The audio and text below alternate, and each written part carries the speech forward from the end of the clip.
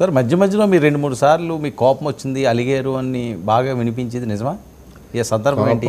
నాకు ఏమి ఉండదండి. కోపం వల్ల ఏంటంటే ఎలక్షన్ పాడయ్యే విధానంలో ఏదైనా ప్రాబ్లం వస్తుంది, పాడు చేసి విధానంలో ఏదైనా తప్పుడు నిర్ణయాలు ఏదైనా ఎవరైనా తెలియక మాట్లాడితే కొంచెం కోపపడతా ఉంటుంది. ఇది ఈ విధానం, ఇది ఈ విధానం చెప్తాం, కానీ అంత కోపపడి అంత వ్యవహారాలు ఏమీ రాలేదు.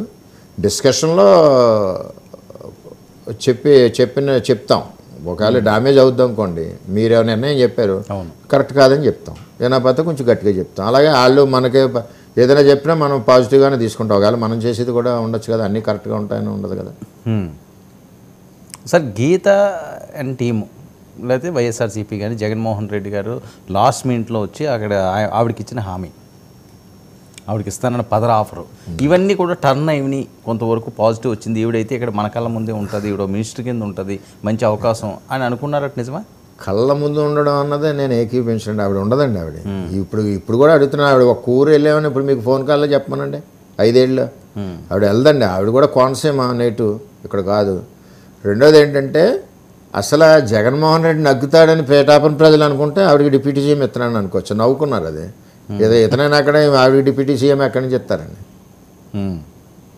అది సో అధికారం అన్నది మీదే 100%.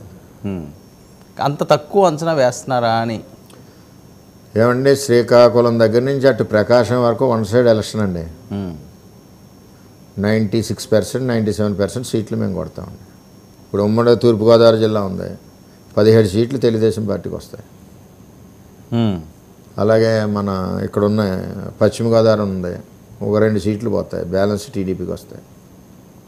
అటు ఉత్తరాంధ్రలో చూసుకుంటే ఒక విజయనగరంలో 50-50 ఉంటాం. రిమైనింగ్ అన్నీ కూడా స్వీప్గా వచ్చేస్తుంది. రాయలసీమ 50-50 ఉంటాం. చంద్రబాబు నాయుడు గారు ఇంత కాన్ఫిడెంట్గా చెప్పలేకపోతున్నారు. 100% చెప్తున్నాం. చంద్రబాబు నాయుడు గారు ఎంత చెప్తారు. అంటే ఎన్ని సీట్లు వస్తాయండి ఓవరాల్గా? వాళ్ళు అయితే 156 బేస్ లైన్ అండి, దానిపైన ఎంత రావచ్చు. మరి వాళ్ళు 151 అంటున్నారు. Base line 126. జగన్మోహన్ రెడ్డి గారు ఈ ఎలా ఉంటుందంటే రాజు యుద్ధానికి వెళ్తాడు,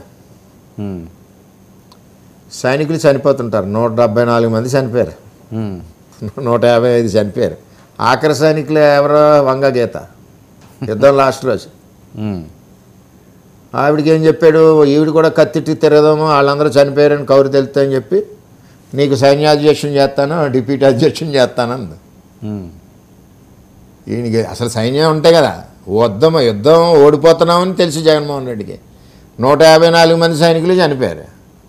ఆఖరి సైనికురాలు ఎవరు? వంగ గీత గారు. అదే అయిపోయింది. అనకాపల్లి నుంచి మరొక కాలర్ ఉన్నారు, రాజు.